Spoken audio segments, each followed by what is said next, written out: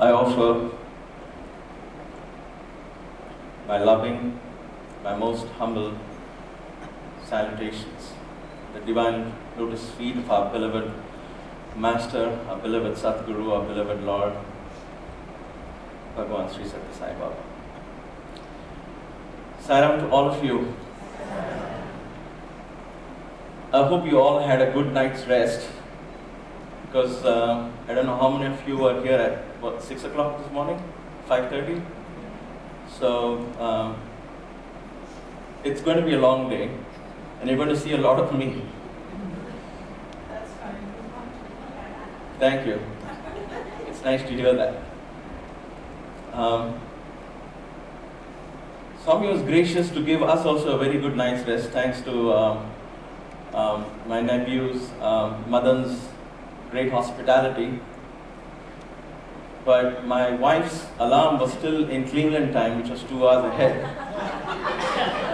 And so we had planned to get up at 4:30. We had one bathroom to be shared between Kamli auntie, Maya and me, so we decided we'll get up at 4:30. But we ended up getting up at 2:30. And poor Kamli auntie was the first to go. She was all ready. And then we were wondering, it's 6:30 and Madan is still sleeping, so we knocked the door. He said, "What are you guys doing at 4:30 in the morning?" So Swami led us to this Leela.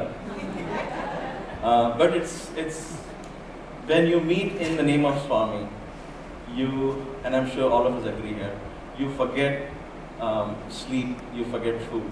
It becomes secondary.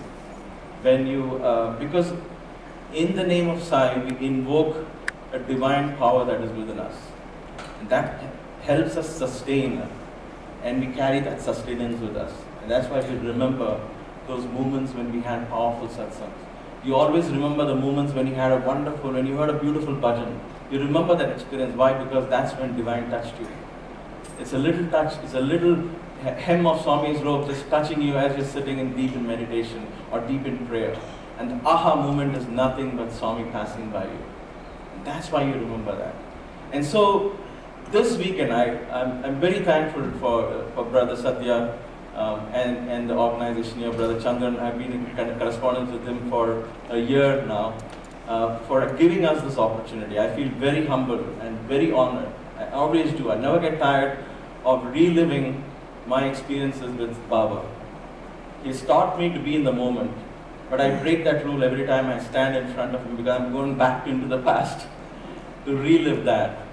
But because those are very precious years that I spent. So thank you for this opportunity to be of service. And I do also want to put a disclaimer out there. Thanks to my IT experience, the first thing you see is disclaimers. And the disclaimer is simply this, and let me tell it in the form of an analogy. Many of you probably know this analogy, or the story, if you will. It's about the 6 blind men who wanted to see an elephant. They were born blind. They didn't know what an elephant was. They always wondered what it would be like. So some good Samaritan said, "You know what, you guys, it's Sunday, I have time, let me take you to the zoo and actually make you experience what an elephant is all about." So the 6 blind men went around the elephant, and each one felt one part of the elephant. The one who was feeling the trunk, he said, "Oh my God, the elephant is like a huge python." The guy who was holding at the tail, he said, "What do you mean? It's just this little snake. What do you mean a python?" The other one, feeling the legs of the elephant, said, "What are you guys talking? It's like a huge pillar." Somebody else, feeling the fan, had some other description. Each one described the elephant to the extent he could experience the elephant. But they were blind, so they could never see the elephant in its totality.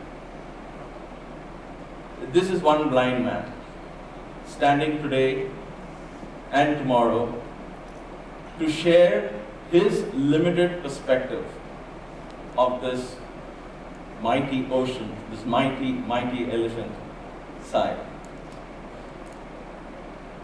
If at any point I do give an impression that I know what Swami was about or what he meant when he said this, I beg your pardon. It would only be my ego speaking.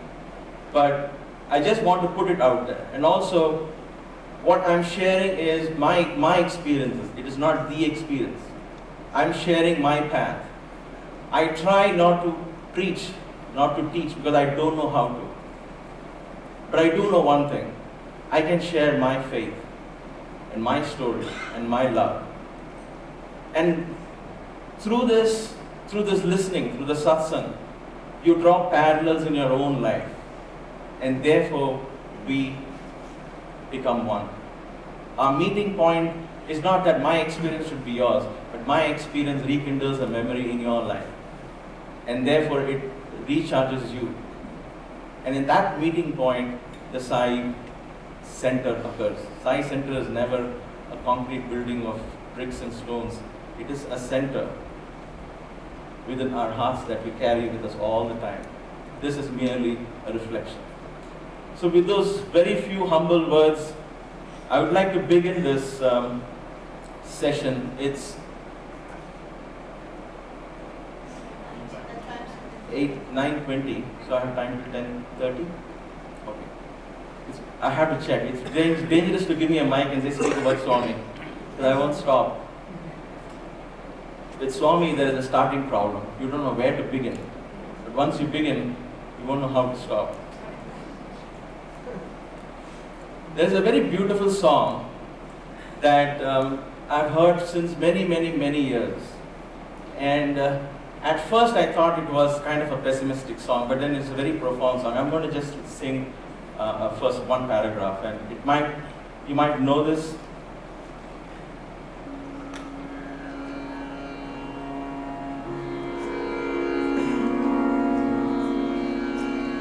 मैली चादर ओढ़ के कैसे, मैली चादर ओढ़ के कैसे, द्वार तुम्हारे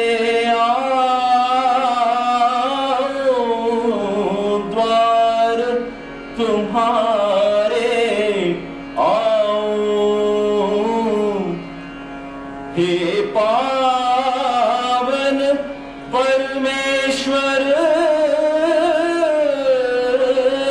मेरे,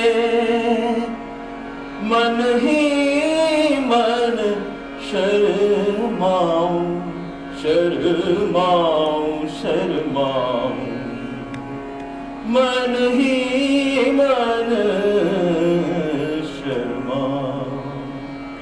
How can I come into your presence with a defiled cloth?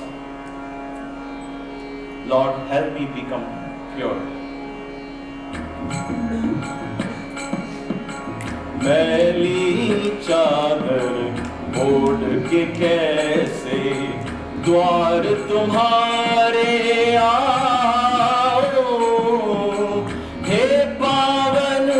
परमेश्वर मेरे, मन ही मन शर्माऊं, मैली चादर ओढ़ के कैसे, तूने मुझको जग में भेजा, निर्मल देकर काया, तूने मुझको जग में भेजा, निर्मल देकर काया, आकर के संसार में मैंने इस पर दाग लगाया, जन्म जन्म की मैली चादर, जन्म जन्म की चादर, कैसे दाग छुड़ाऊं, मैली चादर ओढ़ के कैसे, निर्मल वाणी. You gave me a beautiful mouth, a beautiful voice. What did I do with it? निर्मल वाणी पाकर तुझसे नाम ना तेरा गाया, नैन मूंद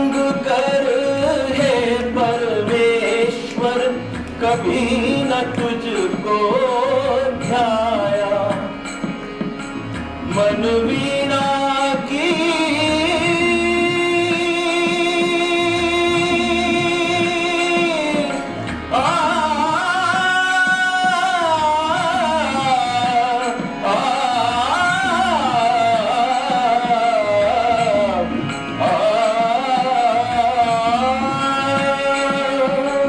मन वीणा की तारे टूटी, अब क्या गीत सुनाऊं, मैली चादर ओढ़ के कैसे द्वार तुम्हारे आओ।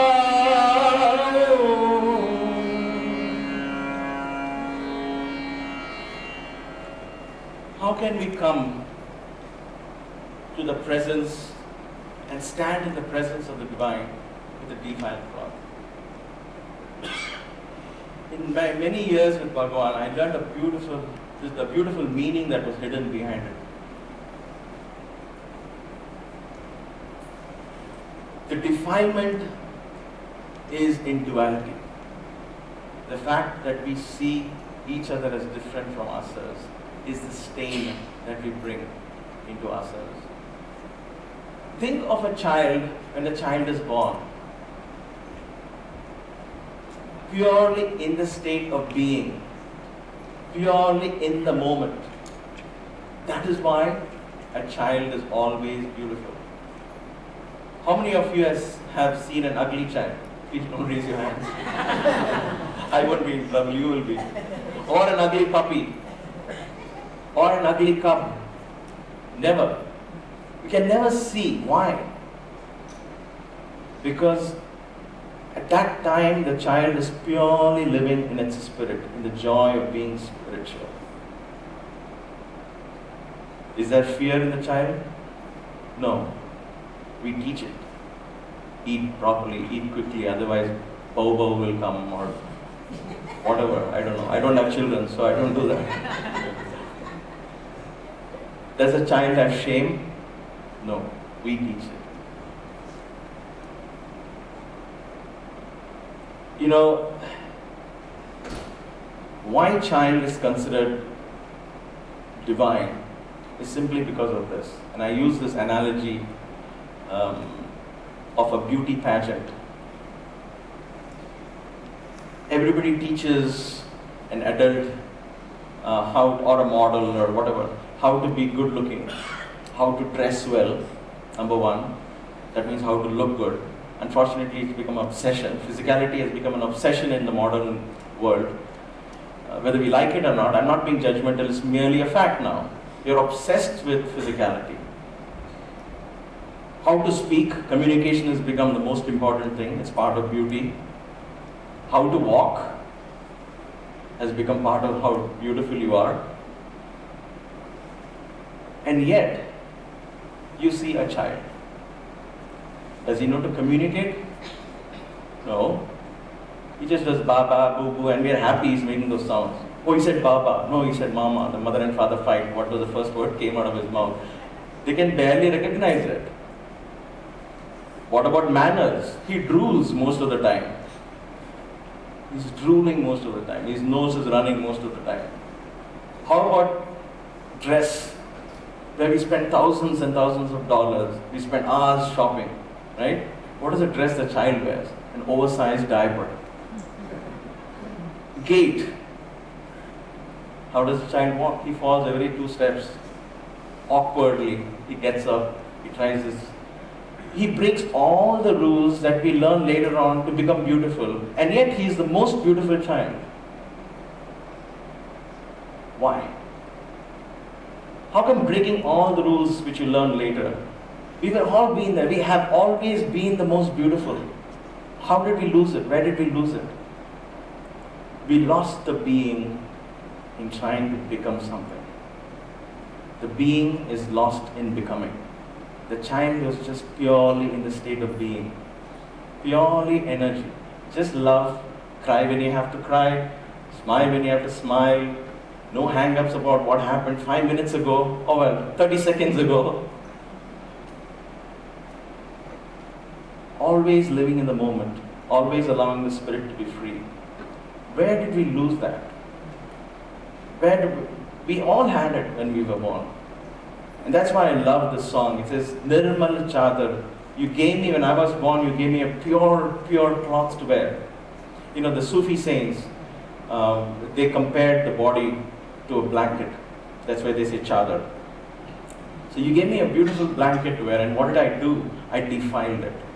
So this defilement is not the good and bad I'm talking about. The very fundamental fact that we have lost our being, our state of pure spirituality, in trying to become something or somebody. Guess what? We are constantly trying to become something or somebody. And that becoming is always around the corner. We want to become spiritual. When will that become be? We want to become good. When will that become be? Just be good. Why do you wait to become something? So the becoming is always around the corner. Just start being. The most powerful lesson I learned from Swami was be divine. Don't wait to become divine. Because that becoming will always be the becoming. Every morning you say, I want to become divine. Guess what? 99 years, the deathbed, you will still be saying, I want to become divine. I'm a little dramatic, I hope you don't mind. But because the becoming will always be becoming. Why don't you start saying, I am God? It doesn't make sense at first. It doesn't make sense. You feel like saying, what does it even mean? No, but start saying it. Start saying it. The fundamental principle, the fundamental teaching of Bhagavan was, I am God, but so are you. The only difference is I am aware of it and you are not. So what do? Just become aware. Just become aware. What do we do, Swami? Let go. Let go of what? Let go of all the things you learned. Let go of all your conditionality. Become like me. I like to see Swami as a human. I like to treat him as a human. Because then I can relate to him. And I get motivated to emulate him. That is how I saw him. I wasn't born in a Sai family. I did not do SSC and learn all the human. I didn't do any of those. But I was born in a very spiritual family. Kamli auntie and my mother were very, very close friends. And please don't give her the mic to ask her how I was as a child, because that will ruin my image.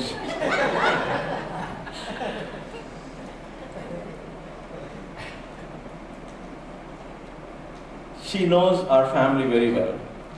I was raised in an extremely spiritual surrounding, so I really didn't have to go to any SSC class. But I think most of us relate in our generation, spirituality was very much part of our upbringing. But being an Orthodox Hindu family, my father didn't hesitate to send me to a Roman Catholic school. That was the openness he had. That was probably thanks to Mumbai that you had that openness. Okay, but when I would come home, it was just Orthodox upbringing, deep spiritual upbringing. By the time I was 16, I was up to my neck with pujas and rituals. I said, please, no more gods. I'm tired of it. Because the only outing I knew with my parents were one bhajan or one satsang, Haridas bhajans. And those bhajans don't go on for 30 minutes, 40 minutes.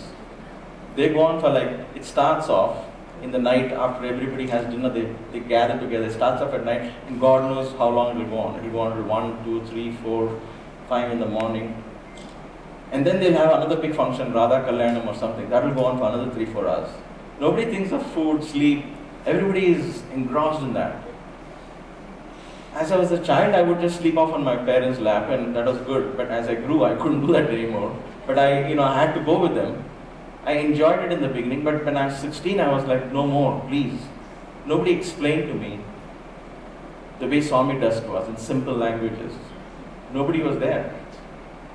We had to please some god or the other different days of the week. So you please Shiva on Monday. I hope I get this right, because there are 330 million gods, to just get the facts right there. Then you please Devi on a Tuesday, you please Guru on a Friday, you please Hanuman on a Saturday. There's no never-ending gods to be pleased every day. And nobody explained the significance of these gods, goddesses, why they all have spears, why they all look a little scary sometimes. 6 heads, 2 hands. Why can't we just have a regular 2 hand, 2 feet? Something you can relate to. No, you don't get it. But having said that, I learned that these are all symbolic. Hinduism was a way of life. It's not a religion. It never was a religion. So just because we get together and sing Sanskrit doesn't mean we are practicing Hinduism. That's a completely wrong. Hinduism was a way of life. Sanskrit was a language they spoke, so we're just speaking a very old language. That doesn't mean, thanks to passport and the geographical boundaries, we have reduced it to a religion. The invaders who came to India called us Hindus and put the stamp, these are Hindus, they are Hinduism. It is not a religion because we don't have somebody who started this religion. It is a way of life. Everybody thousands of years ago, they just started saying, why am I here? Who am I? What am I? What is this body all about? What is this breath? Then they saw death, they saw birth, and they started asking, who am I? And in understanding who am I, they discovered secrets and secrets of the cosmos. These secrets, astronomy was born in India thousands of years ago. They knew Jupiter was the largest planet. They knew Saturn was the slowest moving planet and the furthest among them all. They knew about the sun. They knew the effect the moon had on the mind. They even know the distance, in the Vedas, the distance between the earth and the moon is practically the same as it was discovered today in science. How did they know? How did they know these secrets for which we are struggling today with spending thousands and millions of dollars? We're trying to understand what's out there, but they knew it without any of them. How were the pyramids constructed? How were the temples constructed in India with perfect architecture? There's a temple in Tanjore which they decided the temple is so sacred that no shadow of the temple should touch the ground. The Brihadarishwara temple is a temple where there's no shadow of the temple that touches the ground. This is how they conceived it. So there is so much of geometry and mathematics that was involved, so much of architecture was involved. So where is all this knowledge? Bhogar, who has written the Yoga Sutras many generations of years ago before Patanjali, he's written about steam engines, steamships. He's written about airplanes. He traveled to China. He traveled to South America. He traveled to Indonesia and Sri Lanka and all those places. There's a whole section which they call this actual South, which is under the sea now. But what I'm trying to explain here is the access to that knowledge. What was the secret? Bhagavan explains this very simple. He said, they knew that by which everything else was known. They knew that one thing by which everything else was known. The power of one. They knew that one. What is that one? The I. Who am I? Who am I? If you know who you are, you will understand everything else. The path of devotion is wonderful. We love Swami. We listen to his stories. We want to be there. We want to get closer and closer and closer to him. We want to experience him. But guess what? And I'm sure all of us relate to this. In understanding him more, in loving him more, in reading about him more, in learning about him more, in contemplating on him more and more, guess what? We are beginning to understand more and more about our own divinity. We become more conscious about what we speak, what we think, how we live, our choices we make. How did that all come? There is an awakening. Our lives will never be the same again. Once a Sadguru touches you, it doesn't have to be physical. Once you are in his fold, and Bhagavan would say that it takes millions, and I believe now, at that point, we are youngsters sitting around Swami, we don't grasp it. Because there is no retreat and you're ready to receive a message, nothing like that. Swami says, calls us inside, he says, and he says, you are here, poor devotees outside. Millions, it takes millions of lifetimes. Millions of lifetimes. Okay, millions of lifetimes. This is one lifetime we're going through, right? Millions of lifetimes to get into the fold of Sadguru. To accept a Sadguru, it takes that many. So we have evolved, we have earned it. We have earned it. We should pat ourselves on the back. And of course, it's the grace of Bhagavan ultimately. But who we see is just a reflection of the divinity within us. He has come because we needed Just as we need a retreat to recharge, we needed a guru to recharge our faith in the divine. At least I needed one as a youngster, because I was losing it really fast. And when my father got transferred to Haryana, they said, there's no college there, what do we do? Somebody said, I'm going to make the story short, because I've told this earlier. One thing led to the other, and I found Swami's ashram. I went there. You'd wonder, what is this guy, not interested in spirituality, why he landed up with Baba? But I look at him. He doesn't look like the traditional Indian guru. There's no beard. He's actually good looking. He's clean. Not that I have anything against them. I respect all of them. I respect all of them, sincerely. And I've slept in many of their laps, so I know. But I'm just saying, as a youngster, I looked at him, I was like, wow, this is the guru I want to be with. Trendy, the Mercedes Benz behind him, Madan's dream car. Or was that Infinity, Madan? I'm sorry. So, Swami was immediately relatable. And the first things you will hear about Swami, I was very skeptical when the first devotee I met was Sathya in Bombay. He gave me a book to read, and I said, no, I don't want to do anything with holy man. Though I was attracted to him, but I said, no, I don't want to do anything with the holy man. He said, no, read it. He's your kind of man. And I opened it. I was looking for places where you would say, please this God on this day, chant this mantra so many times, this will bless you for marriage and your whatever education, memory power, chant Gayatri for memory power. I didn't find any of those. What did I find? Serve man. Service to man is service to the divine. Religion of love, that's my favorite. There is only one religion of love. In a country that has had so many diverse religions, diverse population, demographics, India is really a cooking point of all spirituality. It's a cooking pot there, right there. In there, for one person to say there is only one religion, the religion of love. There is only one language, the language of the heart. There is only one God, and He is omnipresent. How powerful was that message to youngster like me and hundreds and thousands of people? And that is why, because of the simplicity of his message, he never compromised on how profound he was. I like to relate to Swami as a human also because he was like this child I look at. He broke all the laws of what we think is successful guru or successful carrying out a mission. Sometimes we get carried away in projects and say how to make this successful project. And we get our pen and papers and iPads and iPhones and sit down and say, okay, let's draw a project plan. Who will do what? And it's good, okay?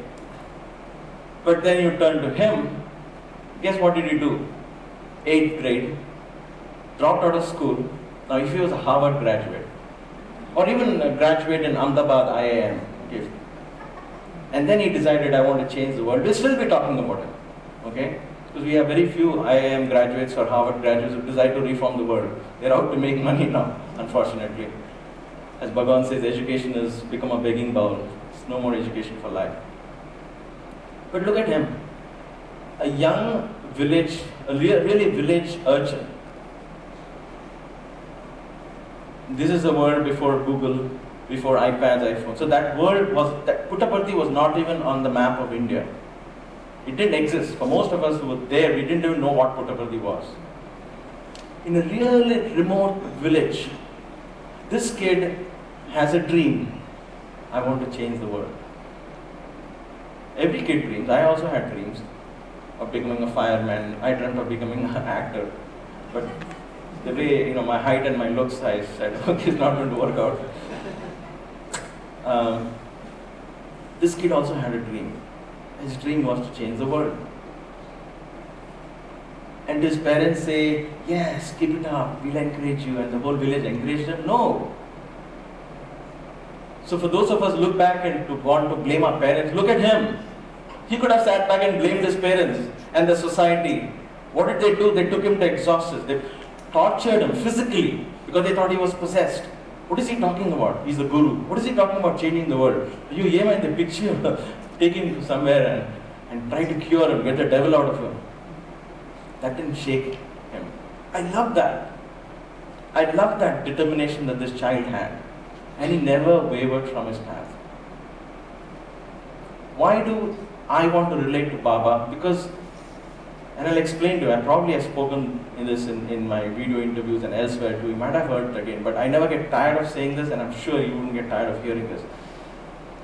That, why do we need a divine being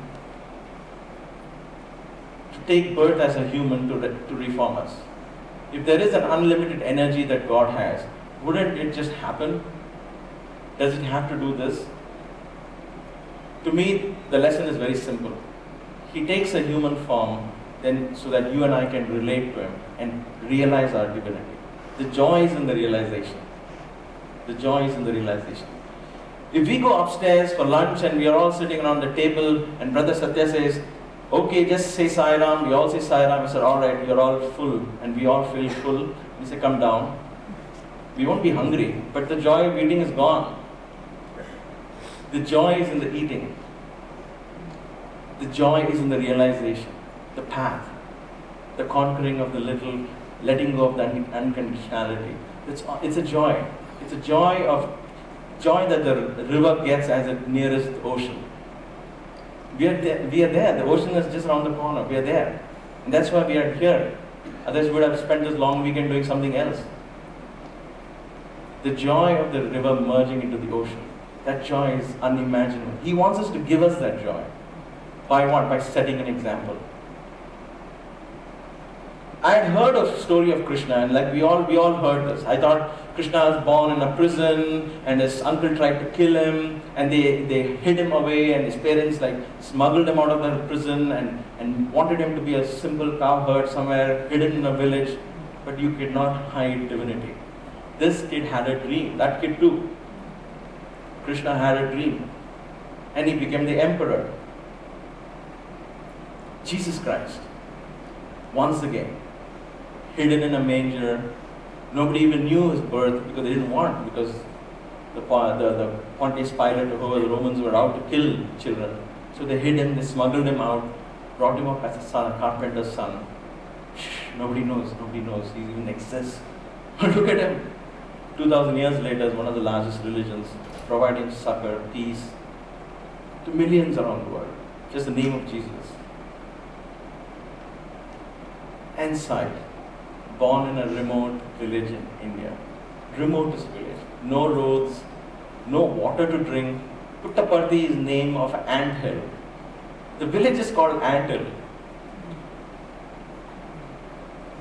Nothing more needs to be said. There's really nothing divine about the name. Putta is an ant hill where the snakes reside. So in such a remote place, this little child has a dream. And today, see how it's become the spiritual center in the world. And this is just the beginning. This is just the beginning. Bhagavan said many, many times to us, I am only scattering the seeds. It will get watered, they will all sprout. Every person's life whom I touch will never go wasted. And all of us, our children, great-grandchildren, generation, there will be a saint born in our families. There will be a prophet. There will be an apostle. There will be a peaceful warrior, a soldier who will carry out the message of God. May not be your son, may not be you. It will happen because you have come into a fold of a phenomenon that is so divine, that was so powerful, that no words can explain who he was. When I first went into Swami's fold, I saw him, I liked him, everybody was touching his feet, so I was also touching his feet. Everybody was running to the front, I was also running to the front, but I was not there. It was not love at first sight, it was not like, I found my guru, yay, no. It was like, what is this, who is he? Curiosity was my first step towards him. And I guess most of us are. I had to be very honest about it. I was curious about Swami. Who he is? What does he do in his room? Does he have a sofa he sits on? Does he watch TV? What is his room like? You see a little light, one small little window open, and I'll be standing out in front of the mandir, because those days it wasn't like what it is today, nothing close to what it is today. But I used to stand and wonder that little light. My God, I wish I could be inside just to see what he does there. Not out of arrogance. I didn't want to disprove anything. But you are in Puttaparthi, you hear stories which are like mind-boggling, scary sometimes. And as a youngster, I was like, if this is the person, then I want to know completely all about him before I see it. Maybe it is a Mumbai blood in me. Maybe it was Amitabh Bachchan's influence. I don't know. I was a big fan of his. I still am, I guess. Maybe it was something, but I wanted first-hand experience of divinity.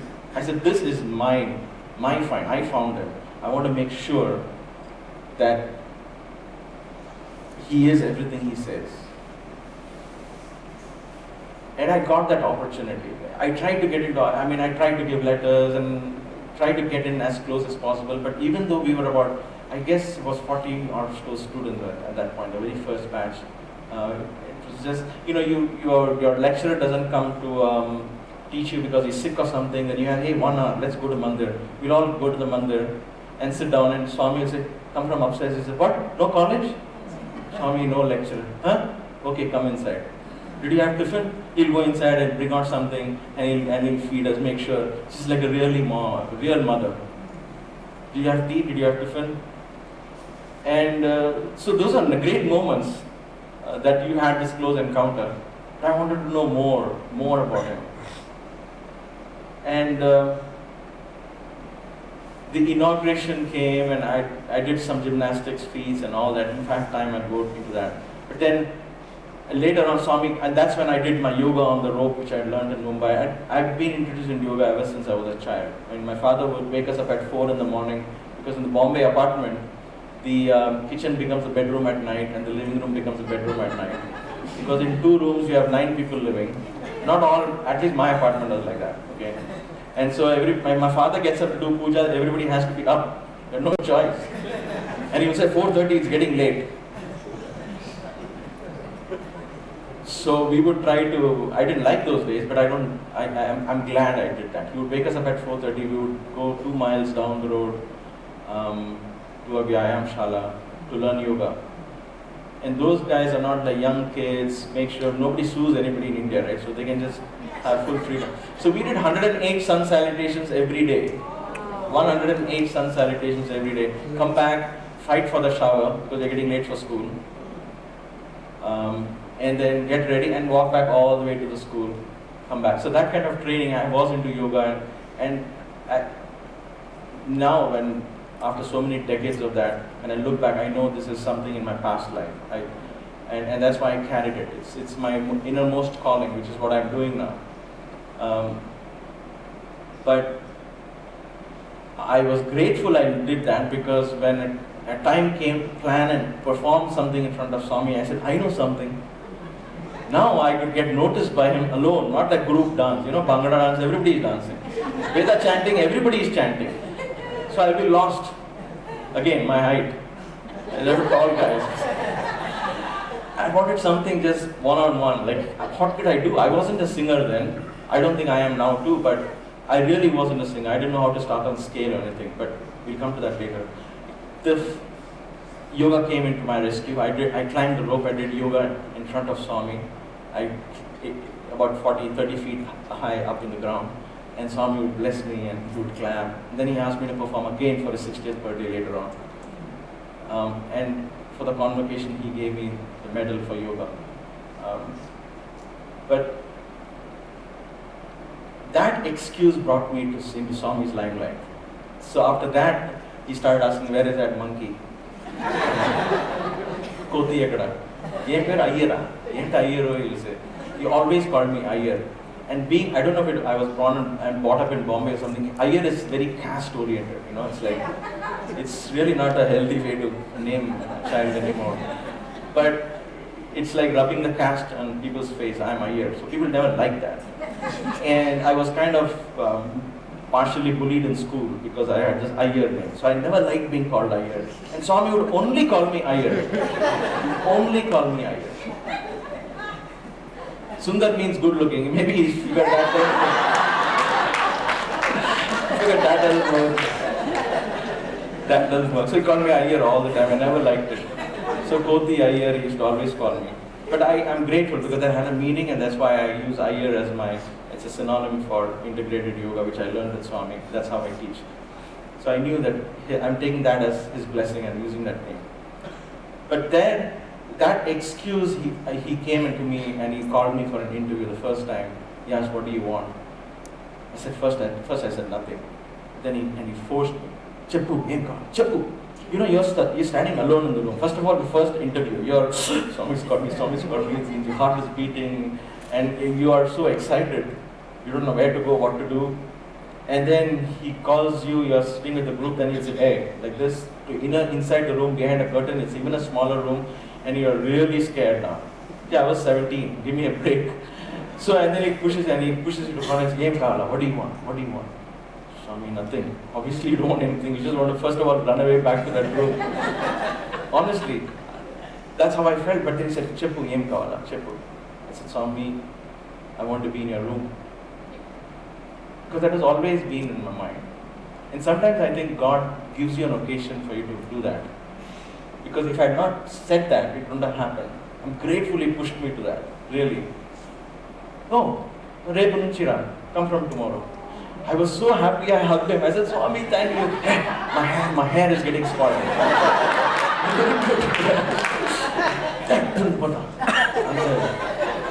No, devotees always say, don't spoil my hair.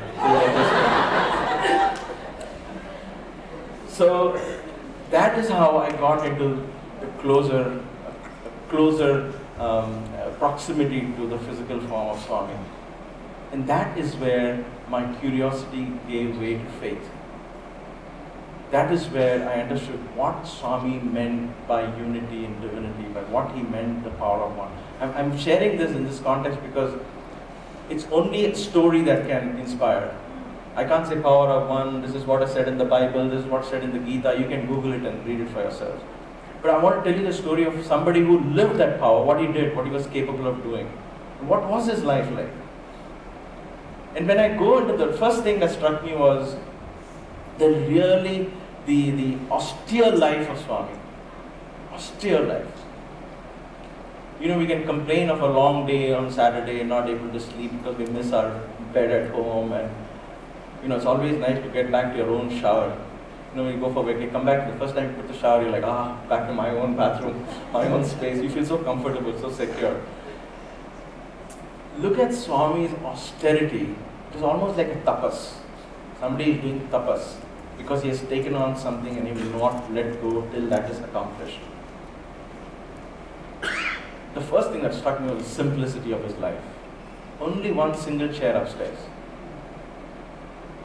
Now, I didn't go inside and started looking around like this. I would have been in trouble. I first went first thing in the morning. Swami said, come. I went there. Swami said, come, take namaskar. Be disciplined. Yes, Swami. And I backed out. But that one single thing was enough for me to get an idea what the room was like. There's nothing. One ceiling fan, one chair. He's sitting. Everybody else is standing around Swami. That's it. I was like, wow, that's all. No TV. So that I was happy, like, okay, this is so far so good. But as I watched Swami day after day, I realized that, oh my gosh, he can't be a normal human being. Why? Because look at his life in a day. What's a day in the life of Sai Baba? What was in the 80s, at least when I was there? What was a day like in the life of Sai Baba? 3:30, 3:45 in the morning, you will hear Swami getting up. Suprabhatam is to wake ourselves up. It was really not to wake Swami. He was awake. But there was this little bedroom which just had a bed, and this was a bed that was given. I think I'm not sure. So don't quote me on this. I know it's being recorded, so I want to make sure that I think this bed was gifted to him in one of either the 50th birthday or something. It's a oval-shaped bed with a Nagashesha, the 5 snakes. It's a huge, big one. So he had the snakes removed. Obviously, there wasn't room for the whole thing. The snakes was removed, so just that oval-shaped bed. It's an oval shape. It's really not comfortable. You turn around, your leg comes out of this side. You turn around this way, the leg comes out of this. It's not very comfortable. It's great to look at. It's great to look at. Some of our altars in God, for gods that we make at home, the most uncomfortable altars. We like to sit and watch our TV very comfortably. Maybe that's something you should think about. So that wasn't very comfortable, but just one bed in his room and one desk, and there's a small bathroom, really tiny bathroom, really tiny, maybe 6 feet by 6 feet, I guess. And it had no tiles, nothing. It had, this cement thing, just like you have in the sheds outside in those days when it had. And the window, for many of you have been there, the window has 4 wooden panels. Every window in Baba's living quarters has 4 panels. Out of that, only 1 will be open, the 3 will be closed. And these are wooden panels, no glass, nothing, to allow light to come in. Just 4 solid wooden panels, 1 will be open, and then of course that will have a mosquito mesh, like every Indian has to have a mosquito mesh, as you must survive. So there is very little light coming into the room. In his bedroom has 1 panel open, in his living room 1 panel is open. In the interview room downstairs, he would have the top 2 or 3 panels open because other devotees are coming in and going. But in his own room it was like that. So he would be up in the morning, and because of that one single panel was open, he would say, if I put on my bedroom light, all the devotees will get up and they will think Sai Baba's up, and they'll make a line to get to see my hair and do all this, and that will be indiscipline in the ashram. I don't want to cause that. So what he would do, he'd put on a flashlight. He'll have his flashlight. Because my job and 3 of us, our job was to make sure the batteries were always on. He would use this flashlight to do his morning chores. Try that. I know we'll survive for a day, 2 days. After a week, like, come on. I need more light for my makeup. I don't look that sad. I'm scared when I say that. But the fact is that he would do his entire work, including drying off his hair with a hair dryer, everything in the dark, literally. In the dark, in the sense, just with the light, with a flashlight. And his bathroom light will be on because there's no windows there. That will be on. And by the time he comes out at 6:30, 6 o'clock, he's ready for darshan. Those days, 6:30, 6:15, he would be out for darshan. And he's bright, fresh, and ready to go. He would go out, and look at that. He comes out, and of course, he doesn't have anything to eat. So he comes straight and he goes out for darshan. He gets people. He is now a counselor. He's counseling people. He's taking care of the problems. And even if a normal human being has to say, I'll take care of it and listen to problems, it will drive you crazy after a while. Just listening to problems, I need a break, I need a vacation. But then he would sit in bhajans, which is all daya karo, kripa karo, release me from the cycle of birth and death. Which is why I think Swami said, please sing the name of God, don't start. Give me some entertainment, I need some jazz, I need some rock, beat, fast bhajans. But he would go back. By the time the aarti finishes, he finishes his food, believe it or not. He'll go inside, stand most of the time, but just sit and have half a chapati or a quarter of a chapati with a little pickle that his sisters make. He would love the pickles only sisters make. And then he would have that, and that's it. He would go upstairs again. What he would do now, from 11 in the morning, if he doesn't go for a ride, otherwise usually he might also take a ride and go to the Gokulam and come down to university campuses. Those days the hospital wasn't there. It came later in 91. But in the 80s it was all education was his theme. So he was all excited about new buildings and new educational programs. That was his toys that he played with. 90s became medical. It was all about hospitals and all that. The 2000s became Veda chanting and spirituality and more powerful messages. So that's my interpretation. Okay, sorry, again, that's the way I look at it. So we were in that educational phase in the 80s that we really spent with Swami. So he would go for a ride, but then he comes back, he goes upstairs. He's got this tons of mail. That's his only entertainment, was to read devotees' mails. That's all he did. Open it, tear, look back and forth, and he'd tear it, put it next to him. That's all he did the whole day. People will come, the ashram people will come and stand in front of him.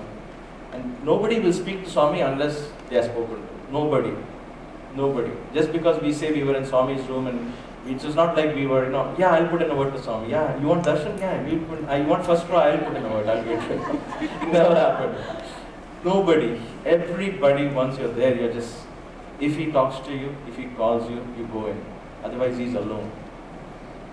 anyone wants to come. Our job was somebody would come and we'll just look in. If we have to speak, we just look into the door. Swami look up and say, what? Swami so-and-so has come. He'll say, let him in. So they will come and stand in front of Swami. Sometimes they just Swami says, let them in, they will go and they will be standing, Swami will be reading, and that's it. There will be silence. Nothing communicated. And after a while that person will say, Swami, go. Go.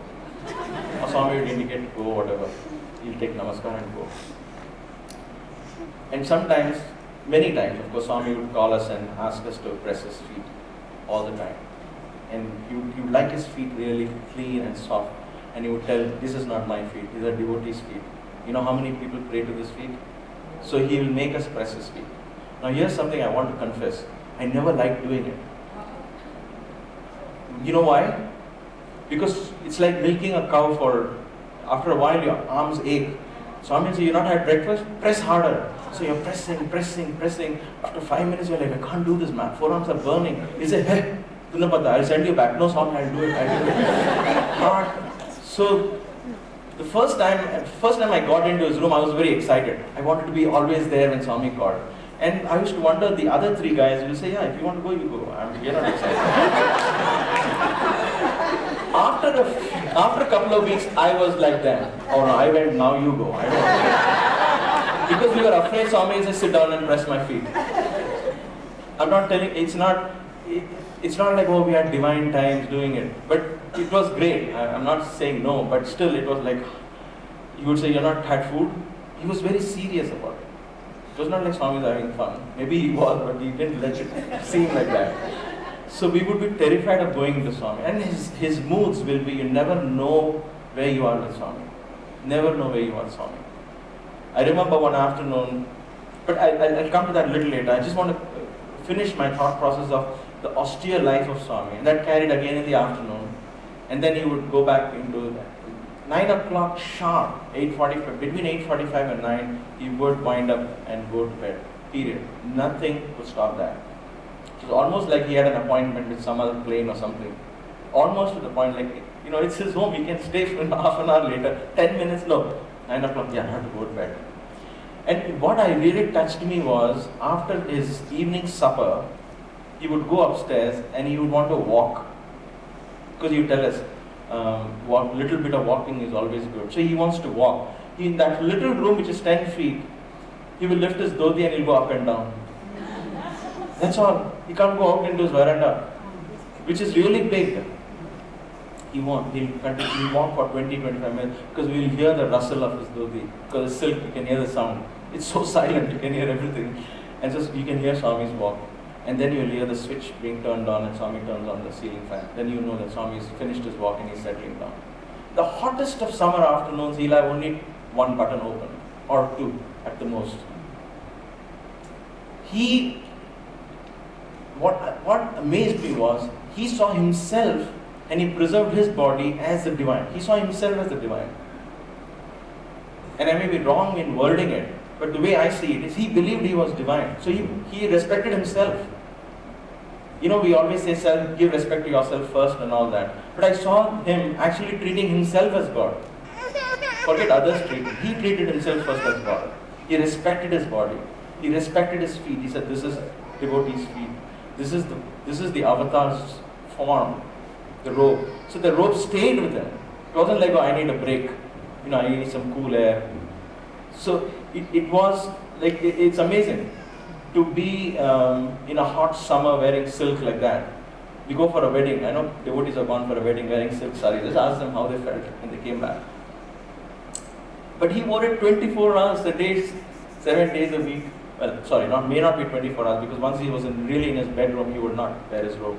But every time he was there, the robe was on. He created a form which would be the avatar's form.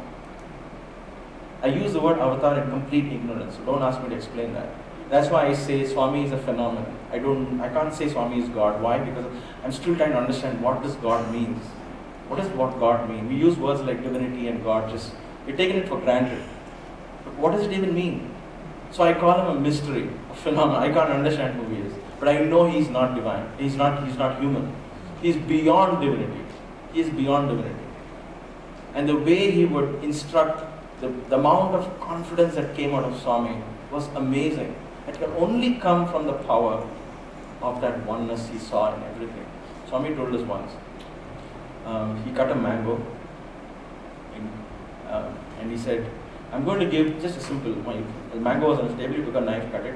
I'm going to give this piece to the person who's the most self-confident here.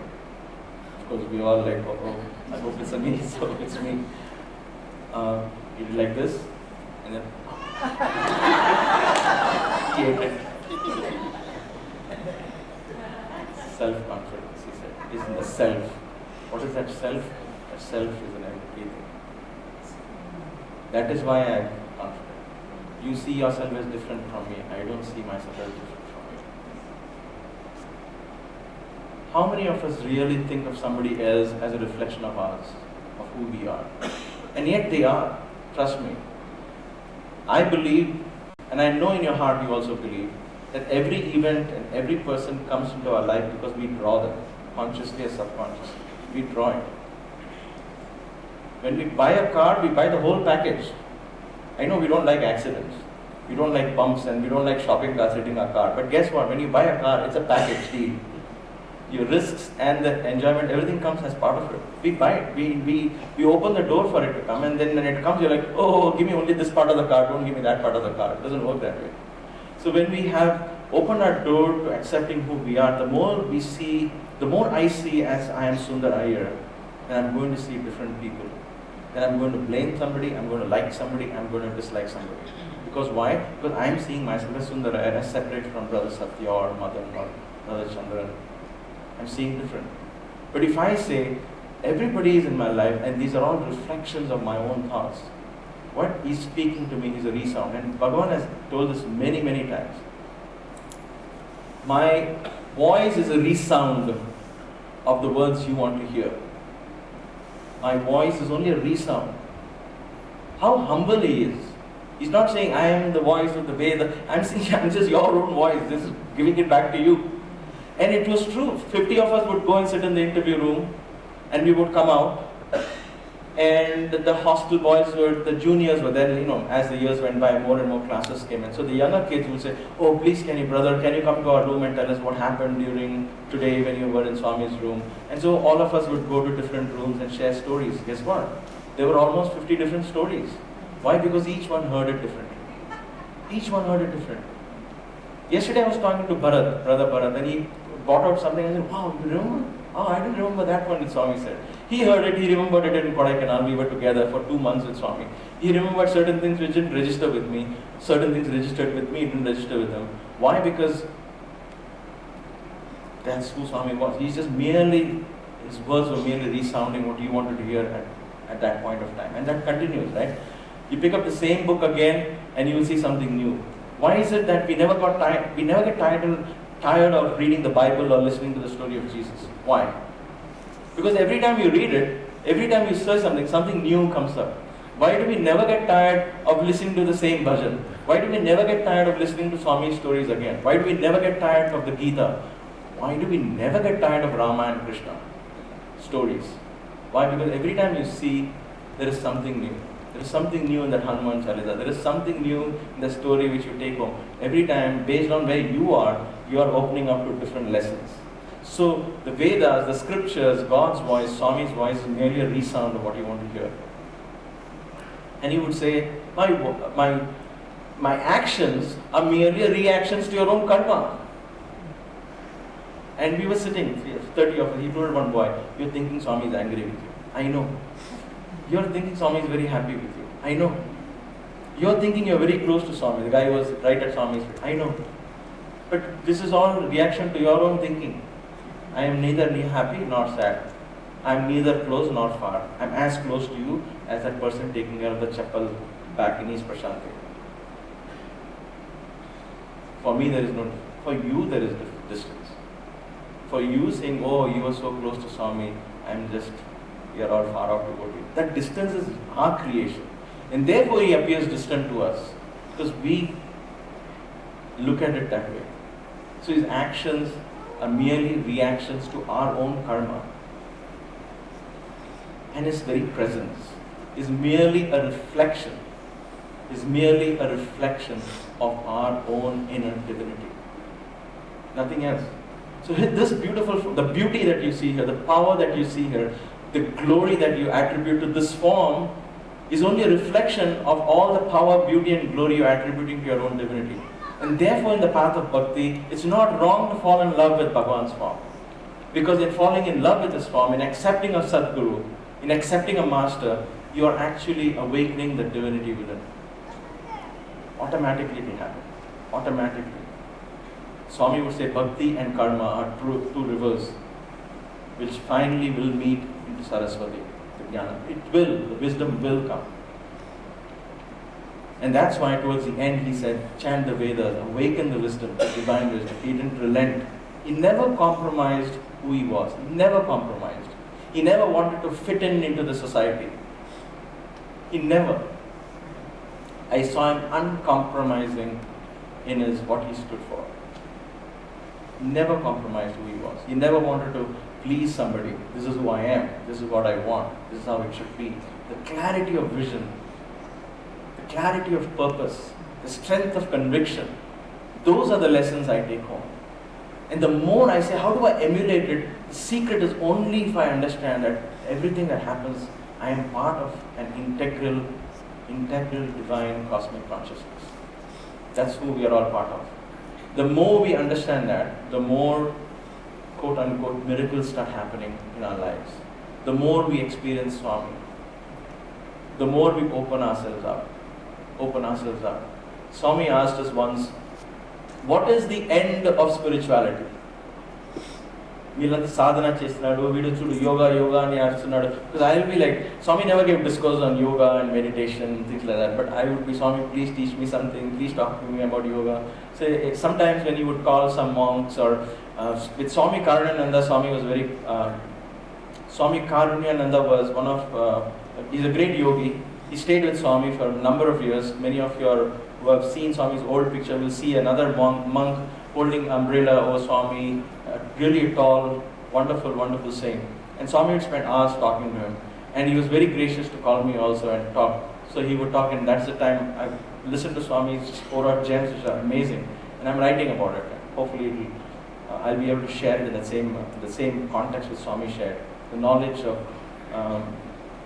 yoga, which has unfortunately become a flexibility routine now. It's just, you find it in the sports aisle. It breaks my heart. There's so much more. It's like, anyway. But the energy that Swami had was wonderful. I lost my train of thought here.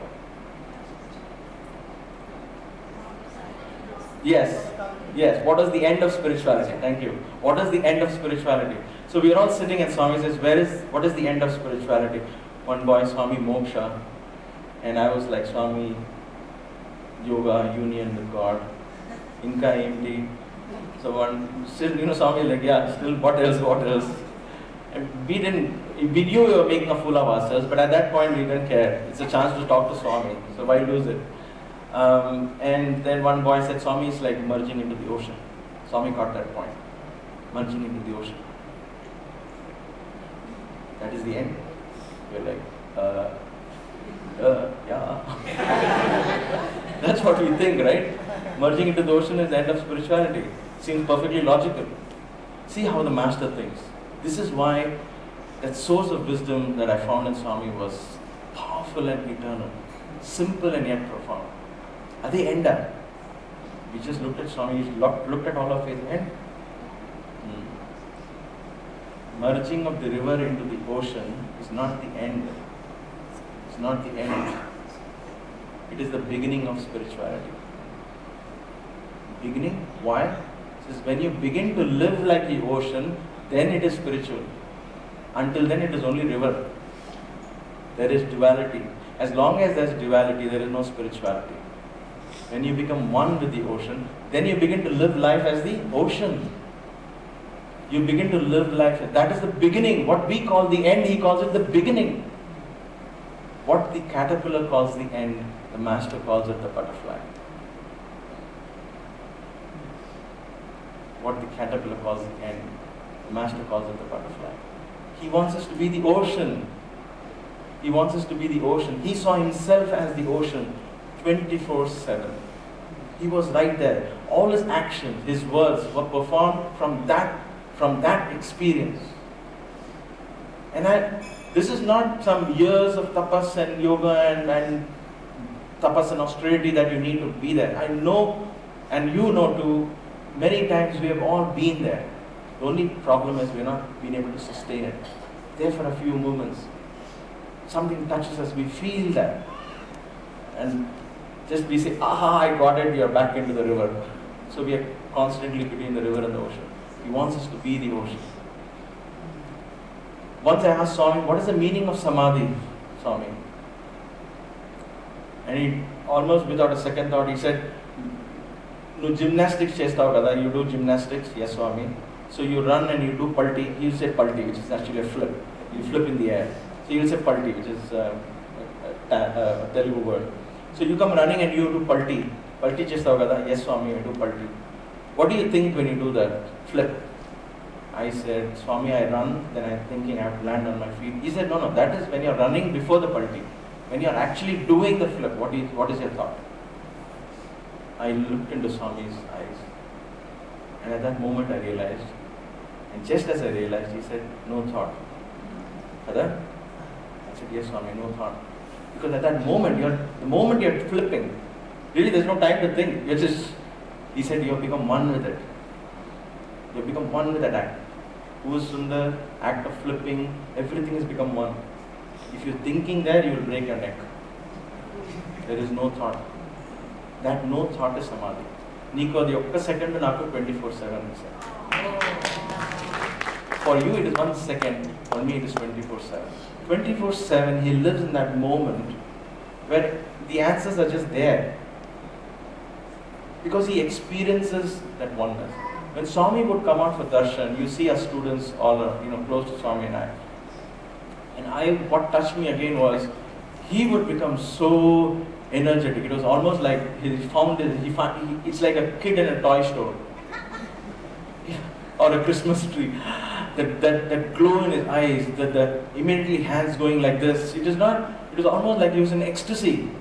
Ecstasy, almost like fulfilling the very purpose I've come for. This is it, this is what I've come for, to give love. He actually was giving love, his aura, his divinity, and that everything within him radiated. That's why he would be very particular who will touch his feet, what happened. He doesn't want to be disturbed at that moment.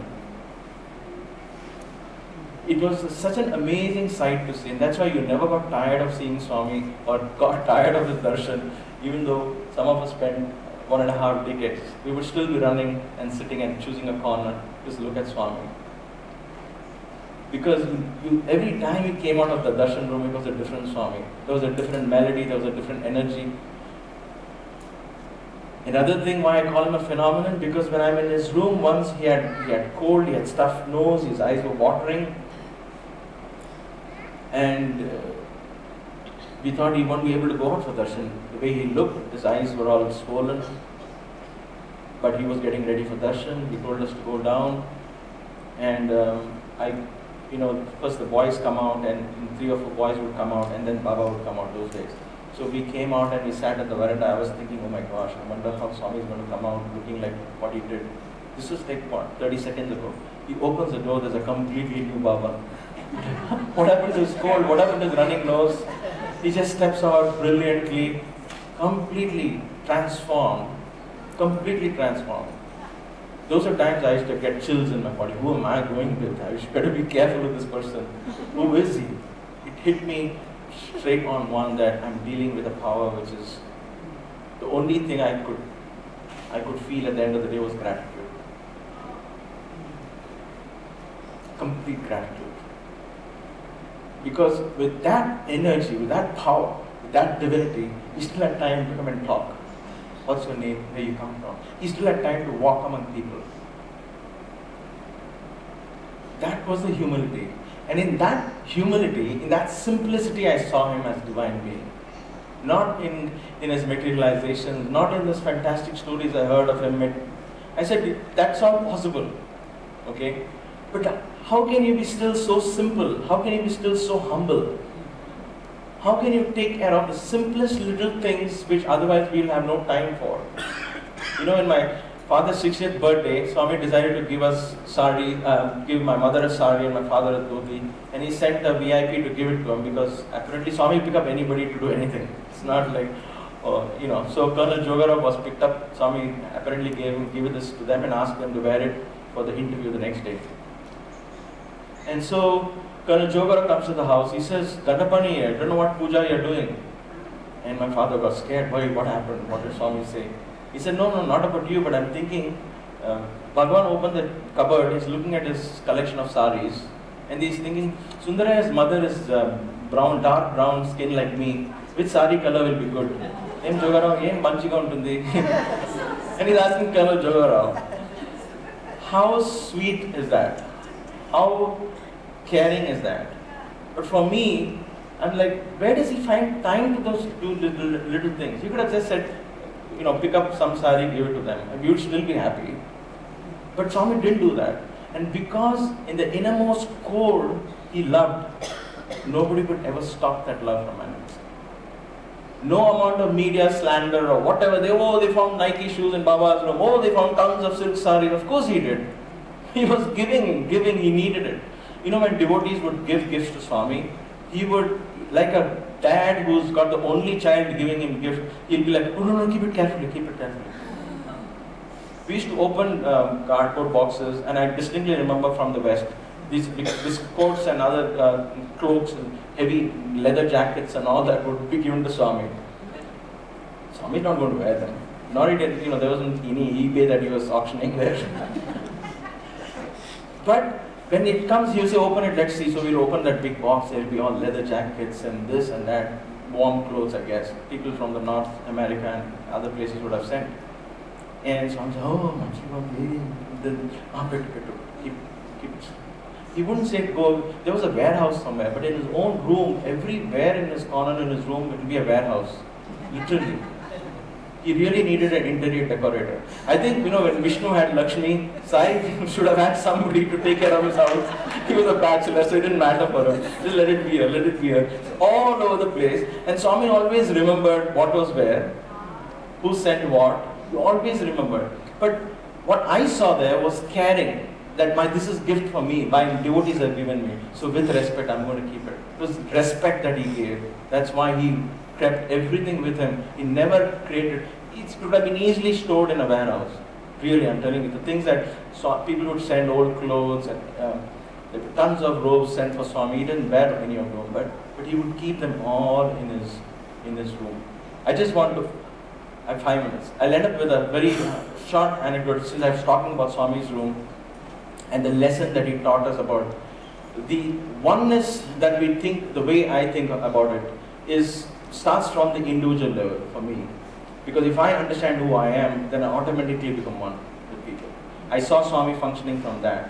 I am divine, I have a mission. And he focused on who he was. And he allowed his divinity to then take over. His voice reflected his divinity, his actions reflected his divinity, his projects that we call projects reflected his divinity. But these were not planned divine. He just was being divine and everything else took automatically. We were all sitting around Swami and many years had passed.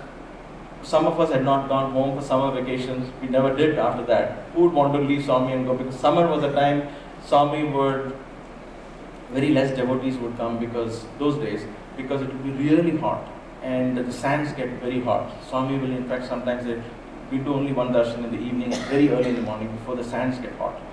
So, and boys would have gone home for holidays. So very few boys who ever stayed back, we'll have a great time with Swami because he had a lot of time. Because 6 o'clock darshan gets over in the morning and then a couple of interviews and then 8:30 he's free, he'll call us inside. That particular year, he wanted to send everybody home. So he said, no, you all have to go home. We said, no, Swami, we want to stay. He said, no, everybody has to go. I had to whitewash the mandir, he brought in all the excuses. He even took out an envelope, he said, yeah, 200 rupees ticket for you and go home and buy some pocket money for your spending. He gave money to everybody and he really literally said, you have to go. So we had no choice. I remember that interview only because of this powerful lesson. I want to end with that. I want you to think about it. I know in these retreats we have a lot of ground. It's like an intense boot camp. But even if you take one little piece home, that's enough. That's all you need. You will take home what you need to learn at this point in your life. And that's what I do when I read Baba's book or anything. I take home what I need, always. And I'm sure you will do too. But I can't help sharing some of these stories and say, please take this home. There's so much to take home. Swami said, what will you do when you go home? He asked one boy. The boy said, Swami, I will be a good boy. A good boy, telusu. Em chestavu? Will you go and meet your old friends? No, Swami. I will speak about you. And then he asked me, I said, Swami, I will also speak about you. One boy said, I will go and do bhajan, Swami, in the center. Of course, we can't, we had to tell something. We didn't know what we were going to do because we hadn't gone home for a long time. We didn't know what to expect. But when Swami is asking, you can't say, I'm going to catch up on all the movies I missed. That wasn't even our interest, really. Once, I tell my friends, from the age 16 or 17 till I was 32, or 34 actually, till we then put a birthday, we never saw a movie. I mean, except for, there was a small 17 or 21 inch, those huge big black TVs, one TV and the entire auditorium which boys will be sitting and watching. That far away in the stage somewhere. Just from there, imagine there's a small 21 inch TV and you're watching some kiddish movies. For our age, we'll be watching some Disneyland movie. So those are the only things that are available. And that was like once every 2 weeks. No, there was no movies or no entertainment. The only entertainment was spirituality, bhajans, singing. And that's why you find students singing beautiful bhajans, because their energy, Swami said, channelize it to the best things. Use your talent at this age. Find out who you are. And I had so many hours to practice yoga and so many hours to practice music. So we never missed any of those movies, or we didn't even want to go back home. So Swami said, okay, so he listened to all of us. And then Swami paused. Okay, bhajan chestavu, speech chestavu, ikkada potavu. And then he sighed and he said, I'll tell you a story. And he mentioned two examples of two villages nearby, Kottacheru and Bukapatnam, he said. From Kottacheru, a group of villagers went to Bukapatnam. These are names of villages close by. Okay. So they went to this village and they wanted to see the Burrakatha. Those days, the village entertainment was a group of artists would go from village to village and they will do all this acts and all that stuff. And that was entertainment those days because the TV had not come in, so it was not so popular those days, in the villages at least. But anyway, Swami said, so the village, all these villagers from here went to that village to see the Burrakatha. It was late in the night and they wanted to return back, and as they were walking back, they lost their way. It was so dark, they lost their way. And they were confused, they didn't know where to go. As they were going in the fields, they didn't know where to go, they heard some dogs barking in a distance. We knew this was an analogy. We went with Swami's story because I love this story. It's one of my most favorite ones. And Swami said they heard dogs barking in a distance. And half the group said, oh, those are dogs from our village. Those are dogs from our village. That must be the side. We should go in that direction. The other half said, no. They don't sound like dogs. You see the howl there? It must be jackals or foxes. Nakulu Swami said, foxes. These are all foxes. They're not dogs. They're dangerous. Don't go there. So hearing the dogs bark, he says, there was confusion in the group. But they kept going. They found a street lamp at the corner, the fork. There was a fork in the road. There was a street lamp. They went towards the street lamp. And under the street lamp, they found their road and they went home. Swami paused. There was this silence, just as it is now. He looked and he asked, how did they find their way home? Swami's street lamp. Did the street lamp tell them where to go? No, Swami. Did it sing bhajans? No, Swami. Did it give speeches? No, Swami. What did it do? It kept quiet. He said it did its duty. Its nature was to give light, it gave light. And in that light, people found their way home. I want you to be street lamps, not street dogs. Be side people. Then automatically your words, your thoughts, your actions will guide people. Don't make that a project. You be the street lamp. He was that street lamp. He was that candle that lights up our hearts in the darkest times of our lives. He still is, isn't he? He is the light. Why? Because he just allowed his light to be the light. So that is the most selfless seva. Allowing your divinity to express itself freely to one and all. Thank you very much.